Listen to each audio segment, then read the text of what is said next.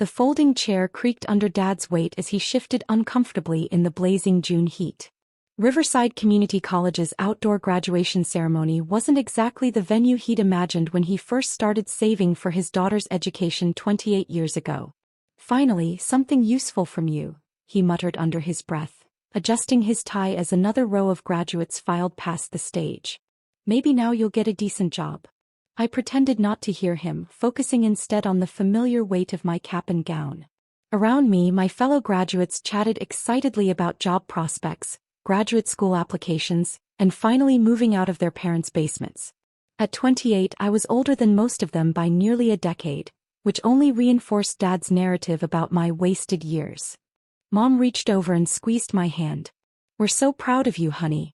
Business administration with honors. That's wonderful." "Associate's degree," Dad corrected quietly. "Let's not get carried away." My sister Lauren rolled her eyes from the seat beside him. "Can you just be supportive for once? This is supposed to be a celebration." "I am being supportive," Dad replied, his voice carrying that edge it always got when he felt criticized. "I'm here, aren't I? Taking time off work to watch her finally finish something she started." Finally finish something. The phrase stung because it wasn't entirely unfair. From Dad's perspective, my track record looked pretty dismal. High school dropout at 16. GED at 18. 2 failed attempts at traditional college. A string of minimum wage jobs that never lasted more than a year. Moving back home at 25 after what he called my failed restaurant phase. What Dad didn't know, what none of them knew, was that every apparent failure had been a carefully calculated step toward something much larger. The restaurant hadn't failed. I'd sold it. For $12 million. But we'll get to that. "Alexandra Morrison," the dean announced over the crackling sound system. I walked across the stage to polite applause, shook hands with administrators I'd barely interacted with during my 2 years here, and accepted my diploma with what I hoped looked like appropriate gratitude. This piece of paper represented the final credential I needed for the next phase of my plan. As I returned to my seat, my phone vibrated. Harvard calling. Right on schedule. I'd been expecting this call for 3 weeks, ever since my legal team had finalized the donation paperwork. The timing was perfect, better than I'd hoped for actually. Getting the call during my graduation ceremony felt almost poetic. "Aren't you going to answer that?" Mom asked, noticing my phone's display. "It can wait," I said, letting it go to voicemail. Dad leaned forward in his chair. "Probably a telemarketer. Or maybe one of those collection agencies." "Richard," Mom said sharply.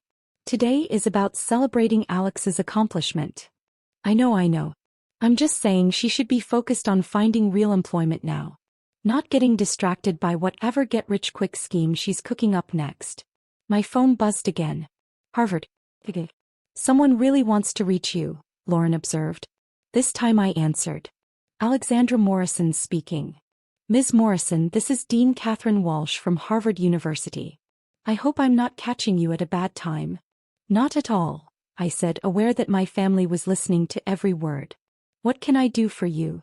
"We've just received final approval from our Board of Trustees regarding your proposed donation to the Morrison Center for Educational Innovation. I wanted to personally thank you for your extraordinary generosity and discuss the next steps." I could feel Dad's eyes on me. The Morrison Center. My family's name was Morrison, but that was purely coincidental. The center was being named after my maternal grandmother, Sarah Morrison, who'd been a teacher for 40 years before Alzheimer's took her memories. Dad didn't know that connection yet. "I'm glad to hear the approval came through," I said calmly. $500 million is the largest single donation in Harvard's history, Dean Walsh continued, her excitement evident even through the phone's speaker. "The impact on educational technology research will be transformative." The folding chairs around me had gone completely silent.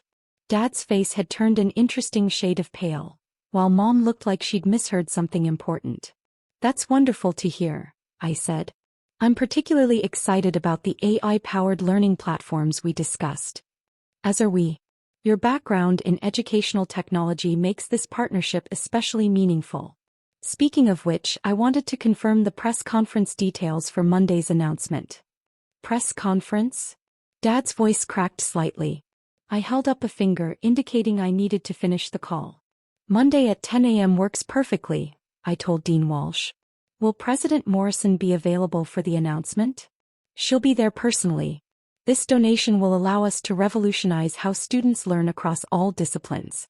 The Morrison Center will become a beacon for educational innovation worldwide. After I ended the call, the silence stretched uncomfortably long. Other families around us were chatting about dinner plans and photo opportunities, but my family sat frozen in their folding chairs, processing what they'd just heard. Did she say $500 million? Mom asked quietly. Yes. You donated $500 million to Harvard? Yes. Dad's voice came out as barely a whisper. Where did you get $500 million? I earned it. How? The same way anyone earns money, Dad. I built something valuable and sold it. But you work at the coffee shop. You live in our basement.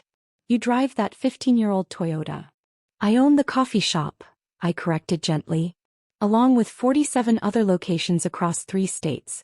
I live in your basement because I like spending time with family, and I drive the Toyota because it's reliable. Lauren was staring at me like I'd grown a second head. You own Supreme Bean Coffee? Among other things, yes. But that's... She pulled out her phone, presumably to Google the company's valuation. That's a $100 million chain. $147 million as of our last quarterly report. But that's just one of my holdings. The graduation ceremony continued around us, but my family existed in a bubble of shocked silence. I could see the mental calculations happening behind Dad's eyes, trying to reconcile the daughter he thought he knew with the information he'd just received. I don't understand, he said finally. You dropped out of high school. You've never held a job for more than a year. You've been living in our basement for 3 years. I dropped out of high school to start my first business. I've never held a traditional job for more than a year because I've been building companies. And I've been living in your basement while quietly acquiring a portfolio of educational and technology businesses worth approximately $2.8 billion. Mom made a small sound that might have been a gasp or a laugh. $2.8 billion? Dad repeated. As of this morning's valuations, yes. Dollars. Stat. Dollars. The family sitting behind us had clearly been eavesdropping because I heard someone whisper, "Did she just say billion?" Lauren was scrolling frantically through her phone. Supreme Bean Coffee. Founded 8 years ago by Alexander Morrison. Privately held, estimated valuation $147 million. She looked up at me. This is you. That was my first major success, yes. Your first. Dad's voice cracked again. I've started or acquired 11 companies since then. Educational technology, online learning platforms, tutoring services, textbook publishing, student housing developments. Basically anything that helps people learn more effectively. Why? Mom asked, and it was the first question that actually mattered. Because education changed my life and I want to change how education works for everyone else. My phone rang again. This time the caller ID showed Dean Patricia Hughes from Stanford University. I should probably take this, I said. Ms. Morrison, this is Dean Hughes from Stanford. I hope I'm not interrupting your graduation ceremony. Not at all. Congratulations on the board's approval. Thank you. The $300 million donation to the Hughes Center for Learning Analytics represents a quantum leap forward for educational research. We're honored to partner with you. I could see Dad doing math in his head. $500 million to Harvard, $300 million to Stanford. $800 million in donations, and I'd been calling it pocket change. I'm looking forward to seeing the research initiatives take shape, I told Dean Hughes. The potential for personalized learning algorithms is extraordinary. Agreed. And I wanted to confirm that you'll be available for the joint announcement with Harvard on Monday? Having both institutions announce their partnership simultaneously will create tremendous momentum for educational innovation. I'll be there. After ending the second call, my family sat in complete silence. Around us, the graduation ceremony continued, but we might as well have been on another planet. $800 million, Dad said slowly. In donations, yes. That represents approximately 28% of my liquid assets. Liquid assets? Cash and easily convertible investments. The majority of my wealth is tied up in business equity and real estate. Lauren was typing furiously on her phone. There's an article here about mysterious donations to major universities. Anonymous benefactor pledges largest gifts in higher education history. Not anonymous, I corrected. Private. There's a difference. The article says the donor owns controlling interests in multiple educational companies and real estate developments near college campuses. That's accurate. It says you own 3 universities outright. Also accurate. Mom's voice was barely audible. You own universities? Riverside College, Valley Technical Institute and Morrison Online University. I acquired them over the past 4 years to test educational innovations at scale. Morrison Online University? Dad's engineering mind was clearly struggling to process the implications. You named a university after our family? After Grandma Sarah, actually. She always said education was the only thing nobody could take away from you. The ceremony reached its conclusion with the traditional cap toss. Hundreds of graduates threw their caps into the air while families cheered and took photos. My cap landed somewhere in the crowd, but I wasn't paying attention. I was watching my father's face as understanding slowly dawned. The restaurant, he said suddenly. The one that failed 3 years ago. Sold for $12 million to a national chain. I used the proceeds as seed money for the coffee shop acquisition. The minimum wage jobs that never lasted. Market research. I worked in retail, food service, manufacturing, and logistics to understand how different industries approach employee training and development. Living in our basement allowed me to minimize personal expenses while maximizing business investment. Also, I like spending time with family. But we thought. He trailed off, unable to finish the sentence. You thought I was a failure. And from your perspective, that was a reasonable assumption. Lauren was still reading from her phone. It says here that Morrison Online University has over 50,000 students and generates $200 million in annual revenue. 53,000 students as of last week, I corrected. And we're focused on making high-quality education affordable and accessible. Revenue is important, but impact matters more. Mom was crying. Not sad crying, but the kind of overwhelming emotional release that happens when your understanding of reality gets completely reorganized. I'm so sorry, honey, she said through tears. We didn't know. We didn't understand. You weren't supposed to know. I needed to build these companies without family pressure or external expectations. But we were so worried about you. So disappointed.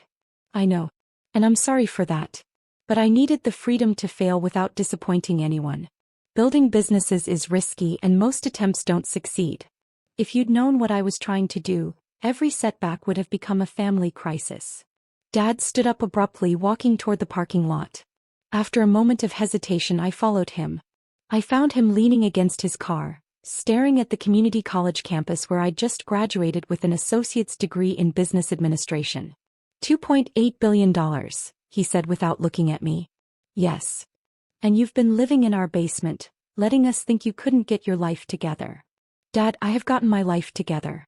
Just not in the way you expected. But why the secrecy? Why let us worry? Why not share your success? Because success changes relationships. Once people know you have money, every interaction becomes different. Every conversation includes an underlying awareness of wealth. I wanted to maintain authentic family relationships as long as possible. Authentic? You've been lying to us for years. I've never lied about anything. I've just been selective about what information I've shared. He turned to face me for the first time. What's the difference? When you asked how work was going, I always told you it was fine. It was fine. When you asked if I needed help with rent, I always said I was managing. I was managing. When you worried about my future, I always said I had plans. I did have plans. But you let us think those plans weren't working.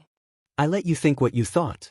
Your assumptions were based on limited information, but they weren't unreasonable assumptions.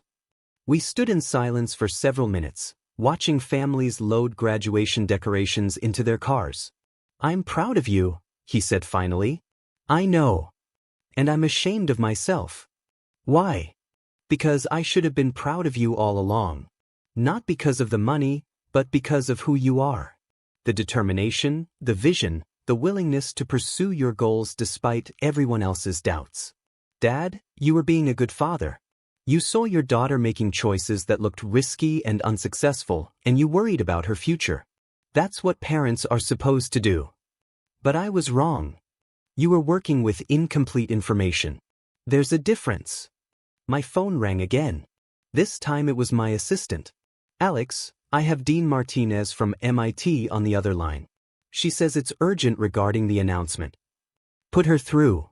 Ms. Morrison, we've just received approval for the $400 million donation to the Martinez Institute for Educational Technology.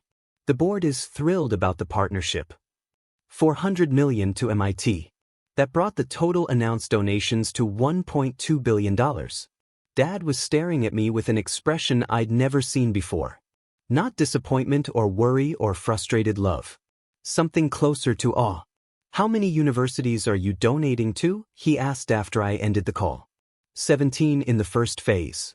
Total pledges of approximately $2 billion over the next 5 years. $2 billion in donations? Education is the most important investment a society can make. These donations will fund research into personalized learning, AI-powered tutoring systems, virtual reality classrooms, and accessibility technologies for students with disabilities. And you've been planning this for years. I've been building toward this for years. The businesses, the acquisitions, the research, everything has been focused on revolutionizing how people learn. Why education? Because it's the great equalizer. A kid from a poor family can learn the same calculus as a kid from a rich family if they have access to the right resources. Technology can democratize access to world-class education in ways that were impossible a generation ago. Dad was quiet for a long time. Your grandmother would have been proud. I hope so. She always said you were special. Even when you were dropping out of high school and driving us crazy with your unconventional choices. She understood something that took me years to figure out, that learning doesn't always happen in traditional ways or on traditional timelines. Is that why you went back to school? To get the associate's degree? Partly. I wanted to experience the community college system firsthand, understand how it serves students who don't fit the traditional university model. But also, I smiled. I wanted to give you the chance to see me graduate from something. His eyes filled with tears. You did this for us? I did this for me. But I knew it would mean something to you and Mom to see me in a cap and gown, walking across a stage, receiving a diploma. Even though you already own 3 universities. Even though I already own 3 universities.